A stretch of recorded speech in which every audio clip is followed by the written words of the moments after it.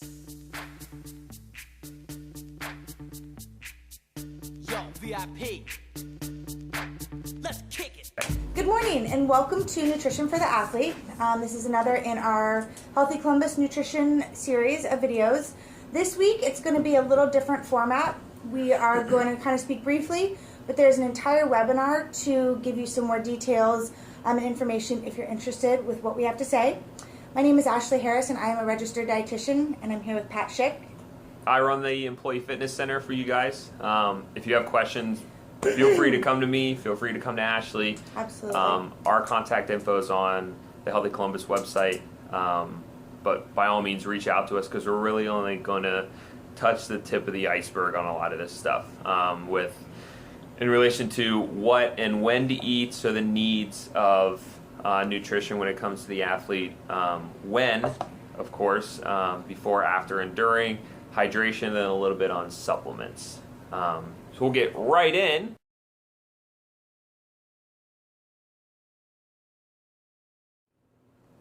So why? Why we need to eat? I mean, basically, food is calories. Calories are energy. If you want to really break it down and make it simple, the whole reason to eat is to give yourself the energy to work out. And if you don't do that, for any of you who watched Full House, if you remember when DJ Tanner was on the diet and on her little treadmill or whatever and then passed out, you have to fuel yourself, even if you're trying for weight loss, especially if you're doing something more intense, so an endurance athlete or strength training or that type of a thing. But fuel is important for our body. Yes. And essential to how well you perform as well. Yeah. And the biggest thing is carbohydrates. Yep, and the reason why carbohydrates are important is carbohydrates get broken down to sugar in our system. We call it glucose. That is the fuel for our cells. There is a much more detailed explanation on the webinar if you want to see how we really break it down on a molecular level and create something we call ATPs to fuel our muscles. But we do need some carbohydrates just to give our body that energy. And really we say about 60% of your energy should come from carbs. There's some more detail, maybe 5 grams per kilogram. If you're doing a little more intense exercise, 7 grams per kilogram body weight. Really, though, what we've kind of been finding is it's unique to each person. Your best bet at this point is going to be to make sure you get your carbs, but listen to your body. Kind of see what works best, or come talk to me or Pat, and we could kind of come up with a plan and kind of some target goals for nutrients that would work for you. And typically that higher level of carbohydrates is going to be more geared towards the endurance athletes. So marathon runners, half marathon runners, cyclers, swimmers especially. Because what that does is that gives your body the glucose it needs to burn energy. And that's a great point. It's always important to fuel our body, but if you go for a half-hour walk, you do not need to carb load beforehand, or recover with a protein shake after. Yes. We'll talk about some of the before and after meals, but when we're talking these increased needs, we're really looking at people who are exercising for intense amounts for more than 60 minutes. Depending, if I go to the gym for an hour, maybe I need a little extra, maybe I don't, if I'm not really kind of getting there. If I'm just on the elliptical and doing a little weight lifting and that type of a thing. Yep, and a lot of it depends on what you're eating throughout the day too. Absolutely. So if you're eating consistently every couple hours and you're eating stuff that gives you the energy you need, you probably don't need to eat an entire piece of bread with peanut butter and a granola bar for a 30-minute group class. And this kind of gets back to what I talk about a lot in our videos, or if you've ever met with me, and that healthier way to eat is eating every couple hours throughout the day, a nice balance with a little bit of carbohydrates and a little bit of protein. So if you're doing that, especially if you're kind of your everyday athlete, you should be fine. I just wouldn't go have that snack right before you go do workout, and you might barf on the workout floor. But 2 to 4 hours beforehand would be a perfect time to have that little balanced snack, and you're not going to really need anything extra.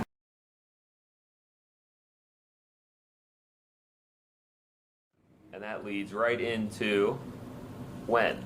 So that Yes. before, after, during. And kind of, it sounds bad to say, but a lot of it is so dictated on what works for you. The general rule is the 30 to 60 minutes before exercise. Some sort of a light snack, whether it's a bar, piece of bread with peanut butter, something to just give you that sort of extra kick of energy that you can burn while you're working out. And this is definitely more carby. Yep. You want those carbohydrates that will break down to that glucose to give you fuel. I've had people come in and they say, oh, I eat, a piece of ham, or I eat a handful of nuts before workout. That's not going to give you that energy that you need. That's more fat, that's more protein.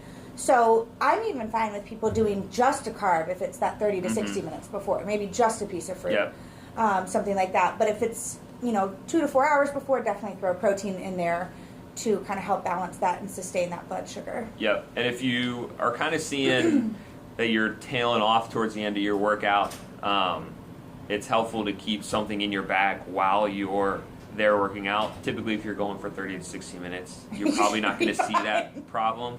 But when it comes to the endurance athletes, those people that are running an hour, 2 hours, 3 hours training for marathons or a triathlon, it's good to keep that fuel in your system, because then you're going to start seeing a decline in your performance. So you're a runner. Yes. Do you keep little snack packs with you? So I used to do like the goo gels and stuff. To be honest, I don't like them, and that's why I don't do them anymore. They're effective because they're packed with carbs and sugars, which is what you're going to use. What I do is I eat actual bars, because when on my long runs, I get actually hungry. My body is saying, I need something to eat. So the goos just don't do it, so I'll eat an entire bar. So you're listening to your body of what works for you. And that's going to be our theme throughout here. Again, you can get more specifics on the webinar, come and talk to us, but the main thing is what's going to work for you. And especially if you're one of these more intense athletes, listen to your body. I mean, there are some marathoners that do fat training. All they do is get their fuel from fat. It's not going to be for most of you. It's really hard to do, but some people find that works right. So there are also people, like my uncle's ran almost 30 marathons. He can't eat after he gets done running. He'll do a whole run. He won't eat for another 2 or 3 hours. Not ideal, because we need to get something in your body after you're done working out, but he gets physically sick just from eating after his workout. So if he's going on a 2-hour run, he's not going to eat for another 4 or 5 hours just because he feels sick afterwards. But most people, most people, I would say, most try people to get something in. And typically it's that 15 to 30, 60 minutes after you get done working out, a protein-based meal. But you want carbs too. You want carbs as well. So the reason why when we work out and work our muscles, we do break down some of our protein. So we need to give our body some protein to kind of help rebuild those muscles up in that time window. But we also, so it's more detailed on the webinar, but when we have carbohydrates, we actually store some of those in our muscles in a form we call glycogen, which is easy, to access. It gives us a little burst of energy. If you exercise, especially for longer than 30 to 60 minutes, you lose that glycogen, you break it down, you want to refuel with that. And it seems counterintuitive, again, if people are trying to lose weight, they might not want to eat afterwards. If you give your body, and it doesn't have to be a ton, about 20 grams of carbs should be fine there, but giving your body a little something, it will build up those glycogen stores, so when you go to exercise the next day, you have that energy, you have a much better performance, you burn more calories. Yep. I would do it trial and error. So what I've figured out when I get done, I'm kind of the same way. I don't want to eat a full meal, but I'll have a smoothie and I'll put protein in. So I get the carbs in there from my fruits, giant fruit smoothie, but I'm also getting a little bit of protein to help my muscles recover. That's what works for me. Some people go a different route. It's chocolate milk. There's actually a study with female athletes that chocolate milk, it had that perfect, and we're looking for kind of like a 3-to-1 carb to protein ratio. Chocolate milk had that perfect ratio. It improved endurance. It improved weight loss. I mean, it was the perfect food for people. So, finding what works for you. It could be one of these balanced snacks that we have listed, peanut butter and bread, little tuna on some crackers, that type of a thing. So. But these are basically the general guidelines, and we're going to keep harping on that. It's so individual and how your body responds to it.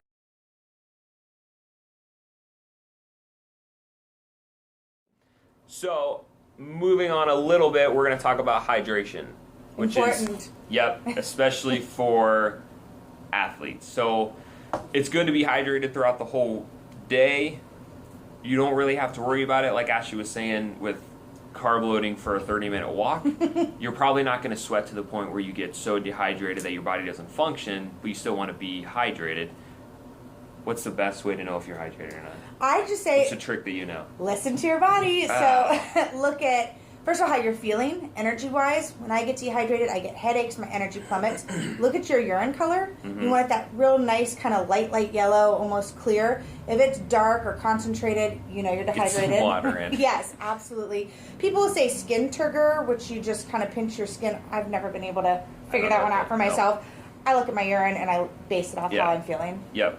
And most of the time, if it's sort of that, if you start feeling like you got a dry mouth, or you're feeling lightheaded, or you're kind of just feeling out of it, you're probably dehydrated, or you don't have enough energy in your body to complete your workout, which means you're going to have to do something, either drink water, eat something, drink Gatorade, something to get your body back into where it needs to be. A fun trick too, if you are working out and you're sweating a lot during workout, and one thing I want to point out, you sweat still when it's cold. You sweat when you're in the pool. But you could weigh yourself before and after workout too. And you really, you want your weight to be pretty consistent. So you need to make sure you're hydrated enough through that workout for all of your sweat losses. Baseline, I say shoot for about 8 to 10 cups a day of non-alcoholic and non-caffeine fluids. Because both alcohol and caffeine are diuretics. They cause us to lose some fluids. As I'm sitting here sipping on my coffee, it's great, it perks me up, but it's not, I don't count this towards my hydration at all. No. We do have some more information in the webinar about caffeine and alcohol and athletic performance. There's some interesting research based around that. Alcohol, not the best. Caffeine can maybe give you a little boost, but again, it's not for everyone, so some more detail, but really just trying to stay well hydrated and then making sure that you are replacing any of your sweat losses with water. Yep. So when it comes to hydration too, you need to focus on when, right? So like if I'm working out and I'm already dehydrated before I start working out, if I start drinking water and I've already been sweating like crazy, right? You probably not going to benefit me. Yeah, I mean, it will in the long haul, but immediately I'm still going to be dehydrated. And I would say ideally you always want to be well hydrated. Like that should be our goal. But if you're going into an athletic performance, you really, that 24 hours before, you want to start making sure you're well hydrated. So when you get to the event, you're hydrated, you're not going to be setting yourself up for dehydration. Yep. And you always want to try and drink a little bit beforehand. Even if you got to go to the bathroom right before you're about to start, it's better to be in the long haul as you're getting closer into an hour of running, an hour of weightlifting, that you're still hydrated, you have the energy, and you're not going to keel over because your body's shutting down on you. Yep. And like we said, much more details on this in the webinar, but I would say take that as a baseline, tweak it for you.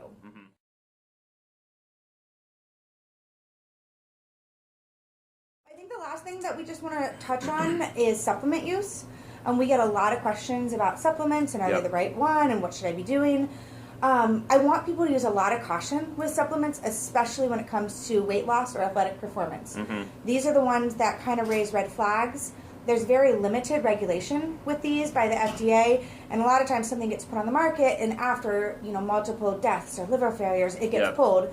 So if it sounds too good to be true, it probably is. And normally those deaths are what it takes to get something pulled. Yeah. It's not like, I had a bad reaction to it. Yes. Like with food, you get a bad reaction to, I don't know, a head of broccoli, and they start looking at, there's listeria. Right. This is people have to die to see stuff happen, and until they do, no one's going to really bat an eye at a supplement. So I would just use tons of caution.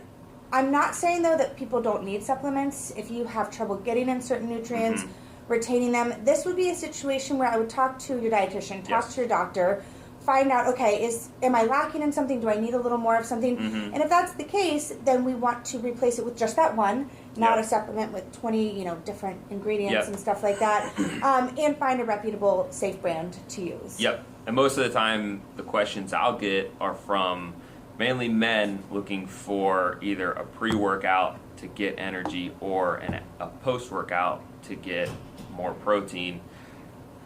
I try and go based on, like Ashley says, get it from your food. So I would much rather eat an entire meal of a bunch of protein and carbohydrates than I would take a quick little shot of something. But you'll do protein shakes sometimes. Yeah, mainly it's only after when I'm running because I feel I don't like having a big meal after I get done running. Do you take care to just have the protein in there, not a protein shake with 20 other No, supplements and I'll additives. do Exactly. just the protein. Yeah. And I've done my research on the companies I like and the companies I think are doing a good job. And we're happy to chat with you about those Yep. if you have questions. Yep. We're not plugging anyone, so No. we're not getting Not on paid. air, at least. No. All right. So I think that's it. Like we said, we're just really scratching the surface, getting you exposed to this, but much more detail on the webinar. And both of us are here as resources if you want to kind of tailor a plan to you. But bottom line is, listen to your body. Yep. We're all different, but we need to fuel. We need to fuel appropriately, and we need to hydrate. Yep. And start with the general guidelines that we talk about. So the amount of carbs or protein that you need, when to eat, when not to eat, what to eat before and after, and the hydration. Start there, and if you think it's still not working, then start kind of going left or right of the middle so you can figure out what's best for you. Yep. But use these as your guideline. Absolutely. So thank you for joining us. We'll see you next month. Thanks, guys.